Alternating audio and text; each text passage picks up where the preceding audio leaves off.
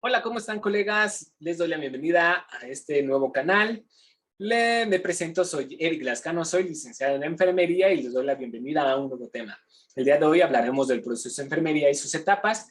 Y pues este video va a estar dividido en diferentes partes. La primera parte vamos a hablar de qué es el proceso de atención a enfermería y de la primera etapa, que es la aprobación de enfermería. En la siguiente parte vamos a hablar del diagnóstico de enfermería, así que por favor apóyame dando tu like, suscribiéndote, compartiendo el video y activando la campanita para que te avise en cuando suba un video nuevo. Pues bueno, sin más por el momento, vamos con el tema. Pues bueno, el día de hoy vamos a hablar sobre el proceso de enfermería y antes de comenzar con las etapas hay que saber qué es el proceso de enfermería. El proceso de enfermero es una metodología en la cual le proporciona un mecanismo al profesional de enfermería específicamente para que use sus habilidades y conocimientos. Para conceptualizar qué son los conocimientos y habilidades en el aspecto de enfermería, los conocimientos son bases sólidas para el desarrollo de todos los aspectos del cuidado y las habilidades son la capacidad para ejecutar los métodos del proceso de atención a enfermería. Esto quiere decir que el enfermero debe de tener habilidades interpersonales, es decir, para relacionarse con los pacientes y los familiares, habilidades manuales para poder llevar a cabo los cuidados o procedimientos que se requieran durante la atención del paciente y las habilidades intelectuales, es decir, que tenga un vasto conocimiento sobre el área de enfermería, procedimientos, etcétera, para poder ya llevar a cabo este proceso. Al igual que este proceso nos va a ayudar a valorar y diagnosticar a nuestros pacientes.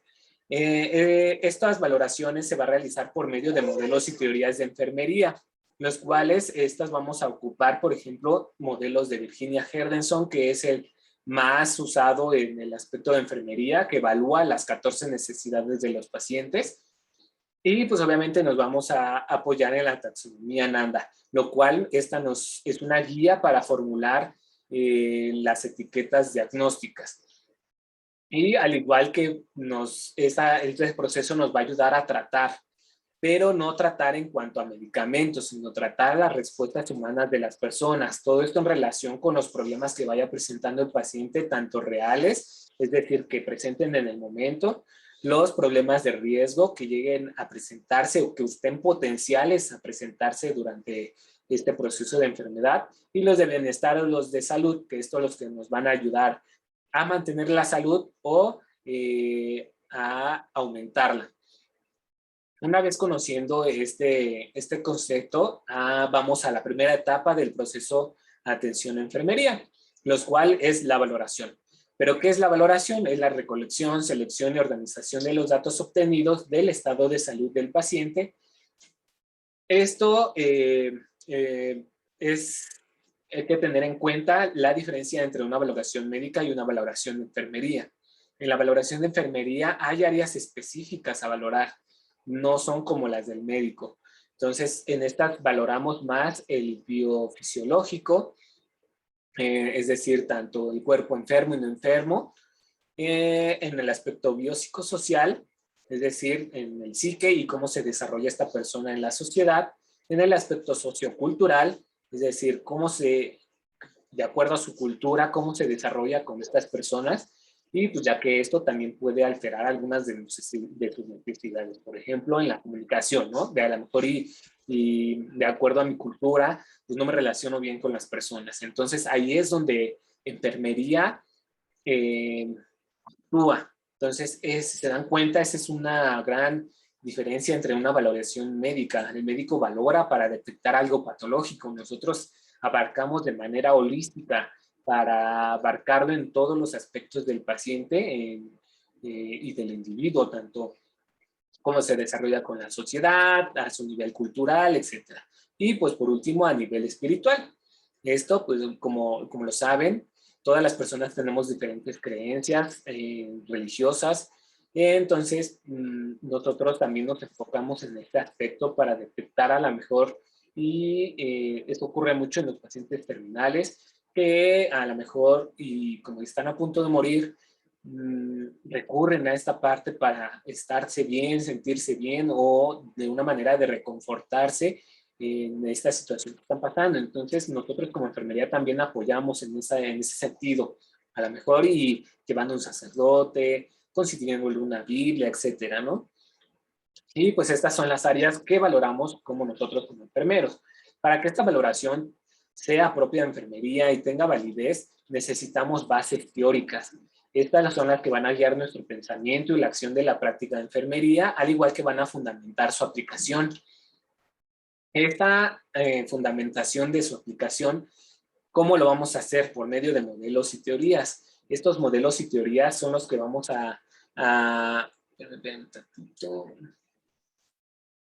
estos son los que nos van a permitir tener una visión amplia del cuidado y que nos van a permitir llegar a la construcción de diagnósticos de enfermería. Como ya lo habíamos visto, pues es en base a los modelos y teorías de enfermería, como son el más común que se utiliza para la valoración de enfermería, la de Virginia Herdenson, que es sus 14 necesidades, que esta es la que abarca de un poco más completa, es decir, como les había mencionado, de manera un poco más holística.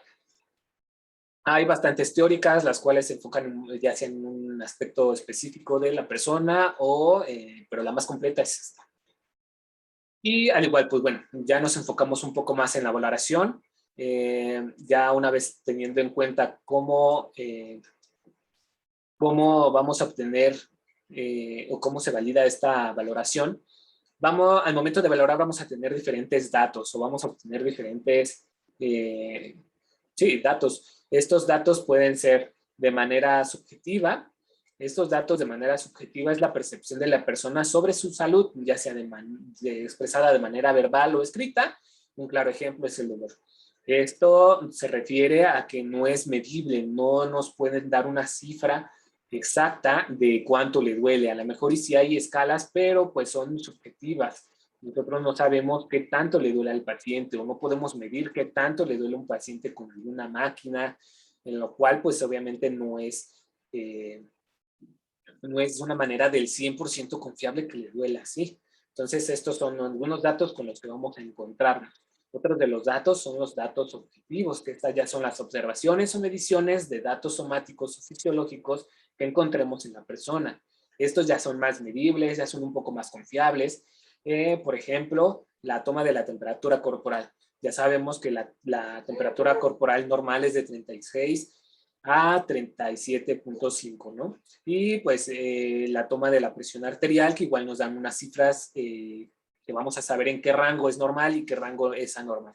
Entonces, estos son un poco más objetivos, un poco más confiables, en los cuales pues podemos determinar o emitir un juicio. Una vez entendiendo que los tipos de datos que vamos a obtener, otros son los fuentes de datos, de dónde vamos a obtener esta información. Esta información la vamos a obtener de dos fuentes, lo cual lo vamos a definir como la reproducción de la información sobre el estado de salud de la persona enferma. La podemos obtener de manera directa, es decir, directamente con el paciente, que es quien nos va a responder sobre su estado de salud o padecimiento actual. Él nos puede proporcionar cómo inició su enfermedad, cómo se siente, algunas alergias, qué es lo que ha pasado durante su transcurso de esa enfermedad. Y la otra de forma indirecta, lo cual va a ser notificada por medio de los familiares, como sabemos. Cuando el paciente no puede proporcionar la información, muchas veces nos guiamos de lo que nos dice el familiar. Estos, por ejemplo, se refleja cuando el paciente tiene alteración del estado de conciencia, el familiar nos puede decir, o sea, que es alérgico, cómo inició, o todo lo que ha visto durante su estancia con su paciente. Otra forma es por medio del profesional de salud, en lo cual va a notificar información relevante sobre su estado de salud. Esto lo podemos enfocar más cuando la enfermera cuida al paciente en forma de domicilio. Él sabe cómo ha estado evolucionando, cómo ha estado su estado de salud. Entonces, al momento en que ese paciente, esa persona llega a una estancia hospitalaria, pues la enfermera es la persona más correcta para proporcionar toda esa información. Y por último, el expediente clínico, lo cual nos va a proporcionar información sobre su estado y su evolución del paciente. Esta también lo podemos reflejar cuando la persona se traslada a otra institución, llevamos un resumen médico o el médico que entrega a ese paciente a otra institución, pues da relevancia sobre su estado y su evolución durante su estancia en nuestro hospital. Una vez conociendo las fuentes donde vamos a obtener esta información, nos vamos a la recolección de datos. ¿Cómo los vamos a recolectar? Esto lo vamos a realizar por medio de 3 diferentes aspectos, lo que es la observación, la entrevista y la valoración física. En la observación nos vamos a enfocar usando todos nuestros sentidos, valorando todas las esferas biopsicosociales y espirituales del paciente, organizando todo esto organizado por un modelo teórico, como ya les había dicho, el de Virginia Herrenson y sus 14 necesidades, lo cual en esta pues nos va a ayudar a llevar una valoración más organizada. Y pues toda esta información se debe verificar con el paciente. Y la otra forma de obtenerlo es por medio de la entrevista. Esta, igual utilizando el modelo de comunicación, todo esto con la finalidad de identificar necesidades humanas alteradas y factores de riesgo a la salud. Todo esto se va a realizar de manera conjunta, es decir, al momento que estamos observando es el momento en que estamos haciendo la entrevista. Es decir, a lo mejor le preguntamos cómo está el paciente, pero nosotros ya estamos viendo cómo está su piel, cómo está la coloración de las uñas, etcétera. Y llegamos también a la valoración física. Este es un aspecto un poco más importante, lo cual nos va a dar mediciones y registros, por ejemplo, de signos vitales. Vamos a examinar todo el cuerpo a través de los siguientes métodos. Estos nos van a arrojar un poco más datos objetivos. En esto nos vamos a apoyar por medio de la inspección, cuál va a ser a través de la visión. En esta vamos a valorar todo el aspecto externo del paciente, como ya les había mencionado, la piel, la coloración, cómo están sus uñas, la coloración de los labios, cómo está su cabello, etc. Y la siguiente método es la palpación. En esta nos vamos a apoyar del tacto. Como se dan cuenta, estos son los sentidos, ¿no?, que vamos a ir ocupando. Estas formas en las que podemos hacer la valoración por medio de la palpación puede ser superficial, es decir, tocando sobre la piel y detectando anomalías, tumoraciones o algunas deformidades, digamos, que puedan ser fácil de tocar, y la otra de manera profunda. Esta puede ser de manera monomanual o bimanual. La monomanual, es decir, con una mano solamente se presiona sobre la piel, y cual podemos detectar deformidades, alguna tumoración o incluso detectar si hay dolor. Y la bimanual, como se muestra en la imagen, apoyando una mano sobre la otra. Igual esto nos va a arrojar diferentes datos, dependiendo de la estructura donde estemos valorando, ya sea si hay dolor o si detectamos alguna masa, alguna tumoración, etc. Otro de los métodos de exploración física que ocupamos es la percusión. En esta nos vamos a apoyar del tacto y la audición. Esta la podemos hacer de 2 formas, de manera directa o de manera indirecta. La manera indirecta puede ser apoyarnos solamente de los dedos o del puño, percutiendo o golpeteando sobre la estructura que queramos valorar, como se muestra en la imagen de la izquierda, sobre la estructura, y esto nos va a arrojar diferentes sonidos. Estos sonidos, pues obviamente los vamos a interpretar tanto normales como anormales, y pues la otra forma es la forma indirecta, que es la percusión dígito-digital, como se muestra en la imagen de la derecha, es percutiendo sobre nuestro mismo dedos, los cuales igual esto va a arrojar diferentes sonidos, los cuales lo tienen ahí como resonante, hipersonante, timpánico y mate. Dependiendo del sonido, esto nos va a indicar, y dependiendo de la estructura donde estemos valorando, nos va a indicar si hay presencia de aire, líquido, o si estamos percutiendo alguna estructura sólida. En unos videos posteriores vamos a ir explicando cada uno de estos sonidos. Y pues bueno, una vez conociendo estos sonidos, vamos a la auscultación. En la auscultación, en esta nos vamos a apoyar por medio de la audición. En esta igual pueden ser de 2 formas, de manera directa o de manera indirecta. La forma directa, apoyando nuestro oído sobre la estructura que queramos escuchar, y igual vamos a detectar sonidos anormales, y los cuales los vamos a interpretar con diferentes hallazgos, ¿no? Y la forma indirecta, apoyada por medios de instrumentos, por ejemplo, el estetoscopio, puede ser el pinar, puede ser un Doppler. Esos son unos de los dispositivos que nos podemos apoyar. En otros videos igual explicaremos con más detalle cuáles son estos sonidos, tanto normales y anormales. Y por último nos vamos al olfato, aunque algunas bibliografías no lo mencionan, también lo ocupamos porque con esta identificamos aromas inusuales o característicos de ciertas enfermedades. Por ejemplo, melena, ¿no? ¿Quién no ha olido una melena? Tanto cuando es tu primer día como prácticas hospitalarias, o la pseudomona, ¿no? Que es muy característica, o por ejemplo el pie diabético. Pues como en la imagen, ¿no? Antes decíamos, ay, tortilla, y después de que aprendemos un poco más de microbiología, sabemos identificar, ¿no? Ay, esto te huele a parecido a tal cosa. Entonces, ese olfato lo vamos a ir ensayando o lo vamos a ir entrenando para detectar eso. Entonces, eso nos ayuda muchísimo como enfermeros. Una vez sabiendo esto de la recolección de datos y todo eso, vamos a obtener diferentes informaciones, tanto normales y anormales, datos objetivos y subjetivos, y pues esto ¿qué vamos a qué vamos a llegar? A la interpretación de estos datos. Una vez que obtenemos todos estos datos normales y anormales, vamos a decidir qué información tiene significado para el estado de salud del paciente. Esto quiere decir que vamos a tomar esos datos, cuáles son los más importantes, cuáles son los que requieren mayor cuidado, cuáles son los que requieren mayor atención o prioridad. Una vez que organizamos esta información en grupos significativos, es decir, los que necesitamos prioridad, a lo mejor los de baja prioridad o mediana prioridad, una vez organizados así, vamos a centrar la atención en funciones que precisen apoyo o que requieran recuperación. Esto vamos a ir identificando a lo mejor qué es lo más importante, el dolor, ¿no? Quitarle el dolor al paciente, que a lo mejor y mueva una extremidad, ¿no? O mueva los dedos. Entonces nos vamos a enfocar más en el dolor, quitarlo para que a lo mejor y mueva o empiece a caminar, ¿no?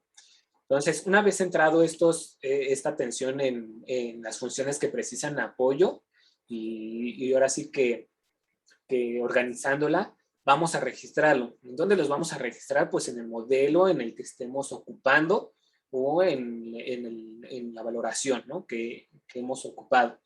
Este registro se debe realizar sin emitir juicios de valor, es decir, por ejemplo, si vemos entrar al paciente y a lo mejor y piensa pues viene mal vestido o así, y a lo mejor piensa que es indigente o algo así. Esos juicios nunca se deben de hacer o se deben de emitir, al igual que evitar registrarlos como términos con connotaciones negativas, por ejemplo, borracho, desagradable o así, ¿no?